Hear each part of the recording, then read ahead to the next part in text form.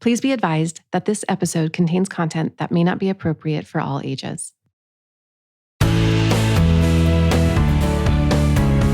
It seems like most parents think about how they're going to handle the baby phase, and then we're all thrown into the toddler phase and we don't know what to expect and we just deal with it. And we talk a lot about it, and there's a lot of discussion and books that are written about the teen years too. But there's a crucial, quite awkward phase between toddler and teen, and it's crucial because how we parent from age 5 to 12 sets the stage for a kid's independence and probably their self-esteem too. In this episode, I answer parents' questions about what to do about issues that come up with kids' emerging independence. They aren't a baby anymore, but they also can't make dinner. I'm Dr. Wendy Hunter, and I'm the pediatrician next door. I'm that doctor friend you call for practical advice about your kid's health. I mix the science of medicine with the reality of parenting. A great mom I know, she has 3 kids, but they're like right in these elementary school ages. And she asked me 2 really good questions this past week about when to let their kids do certain things. Here's the first one. How old does my child need to be to sit in the front seat of the car?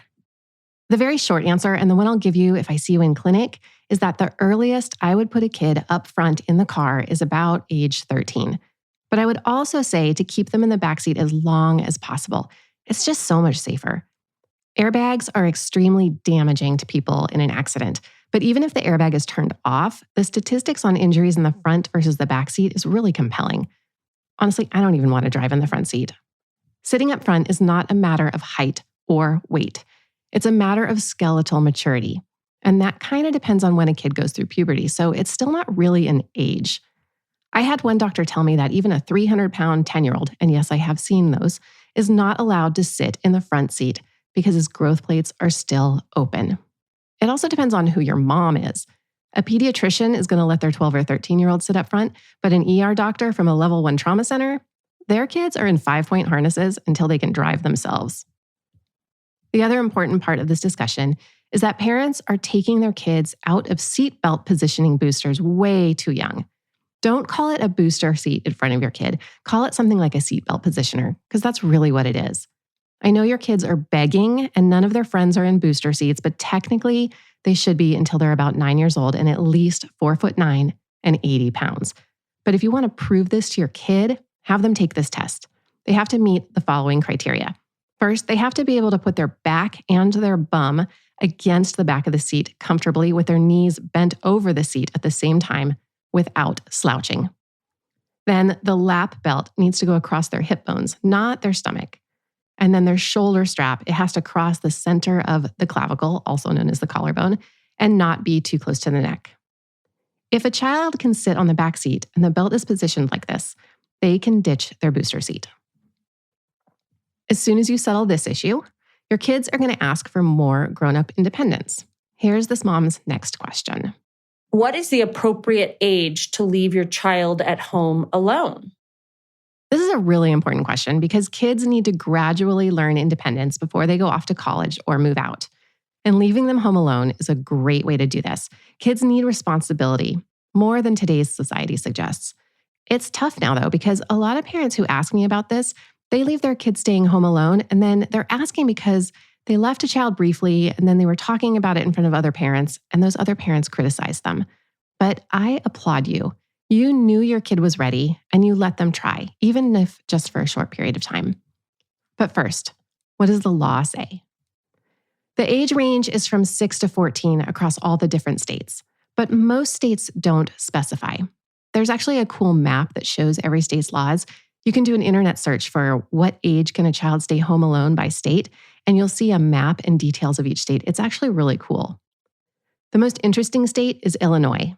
The law as it is written in Illinois is vague, and it leaves room for interpretation, but it says age 14 can't be left home for an extended period of time. And it's because someone in St. Charles, Illinois, about 25 years ago, left their 9 and 7-year-olds home alone for a week while they went on vacation to Mexico. So now the state needs a leg to stand on to charge someone with child endangerment if there's a case like this again. But Illinois is an outlier. Most states don't specify an age, so it leaves it up to you. When you leave your child home alone, It's going to be dependent on the child. And it's not like you're leaving for vacation the first time they're home alone. Start with just 15 minutes, then try 30 minutes. And before you leave a kid home alone, start by slowly fostering independence, like check on them less at home and teach them how to use the phone or FaceTime on their iPad. You also should introduce them to your trusted neighbors and make sure they know how to contact them. If you're nervous, have your kids take a babysitting course somewhere like the Red Cross before you leave them home alone. All right, what other things should you consider? Some kids are not going to feel comfortable staying home alone until they're like 14 or 15, and so that's going to depend on their personality. Obviously, kids need to have good judgment and follow your safety rules, so be sure to clarify the rules. Are they allowed to go outside? Are they allowed to use the oven? Can they cook? Can they answer the door? Are they allowed to chat with friends online when they're home alone? Should they specifically be told not to tell anyone they're home alone? When I've asked other pediatricians their experience with this, I loved that one friend said, my 9-year-old daughter, yeah, no problem for an hour, but my boys, hopefully they'll be ready by age 35. Another friend suggested this book. It's called How to Raise an Adult. She highly recommends this book to learn strategies for preparing kids for future success. And my favorite response, and I think this sums up my advice on this subject, my friend said, our sheriff said, and I quote, when they're old enough to make themselves a sandwich.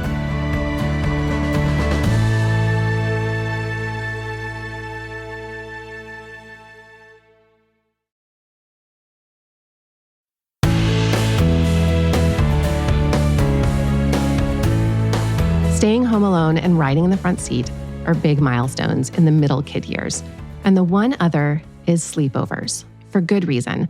A lot of parents ban sleepovers until kids are much older. And this question is related to that issue.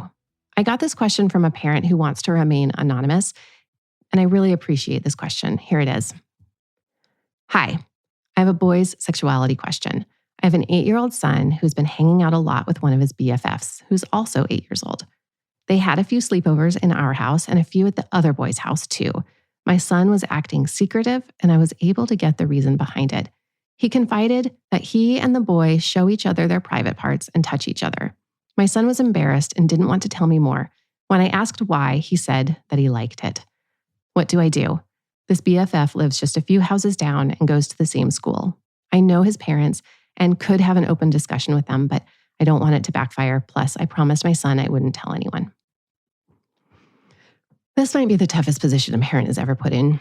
You want to support your child, you're proud they shared with you, and you don't want to make them feel bad. But you also want to protect your child and be sure the other child isn't being abused elsewhere. And what do you do about the other parents? First of all, this is not an event that is mandated to be reported, largely because the kids are the same age. So you don't need to do anything on the legal front. However, if there is a larger age difference, an event like this might be reportable. There are grids available that you can consult regarding ages, so just look that up online. Next, approaching your child. You want to let your child know it's normal to be curious about your body at this age, but that touching another person's genitals or having another person touch his genitals is something that should only happen when he's older. You can say, I know it feels good in your body, but it can feel very complicated and sometimes bad for some children in their feelings. Let him know it's fine to touch his own genitals in private, which will feel good in his body, and it doesn't need to involve any complicated or bad feelings. This is also a good opportunity to repeat what you've said all along and to help him understand why you might need to talk to the other boy's parents. You might say something like, we've talked since you were little about who can look at your private areas, like us parents when we're helping you clean and doctors who take care of your health. You can also remind him that if anybody else has been looking at or touching his body, that he can tell you without getting in trouble, and you'll always believe him. Your son also needs to know that they can trust you, but you probably need to talk to the other parents. So talk with your son to let him know that you do need to talk to the friend's parents so they can make sure that nothing bad is happening to his friend. Say something like, I want to make sure your friend is okay and no one has been touching him who shouldn't be. I'd like to tell his parents so they can talk to him and make sure he's okay. I mean, not only would I want to know as the other parent, but there's potentially something happening to this other kid. He may have been touched by somebody else, but he also might be exposed to inappropriate materials. It's common to see kids who are inappropriately exploring have access to unmonitored screen time, and they may be watching more adult-themed things like music videos and TV shows, maybe even YouTube videos. Lots of sexual pictures, dance moves, grabbing genitals. You never know what they're going to see online or on the television. And his parents may let him be exposed to things that you tend to keep away from your own child. It's probably worth having a conversation with them. Also, be aware that since this was 2 boys, there are parents who might punish their son or think he's gay and punish him for that. So you need to make a judgment call before you talk to the parents about whether you think they're punitive or judgmental in this way. There are 2 other things that are important to understand about kids' development that are relevant to this situation. Developmental specialists know that looking at and touching a friend's genitals is a common behavior in young kids, but it decreases in frequency after age 6. So for an 8-year-old, there's a more significant likelihood that it indicates some sort of exposure to adult sexual behavior. The other thing is that age 8 is an age where kids can't tell the difference between who is a friend and who might be persuading them to do things they don't want to do. So this is a good opportunity to have a conversation that if your son isn't sure about something, it's okay to say no or just leave. And you should point out that some people are friends and some people pretend to be your friend to get something from you. This is also a good time to let your child know that if he has any questions about his body or others, please feel free to ask you and you'll do your best to help answer. Which brings me to my book list, because you don't have to do this alone. My favorite series and the ones I used with my kids are these 3 books for different age levels. There's one, it's called It's Not the Stork, It's So Amazing, and It's Perfectly Normal. Those are the 3 books in the series. They start at age 4, and then one of the books is for over 7, and one is for over age 10. A lot of pediatricians also recommend the book Where Did I Come From? And Sex is a Funny Word, a book about bodies, feelings, and you, which are good for age 8 to 11.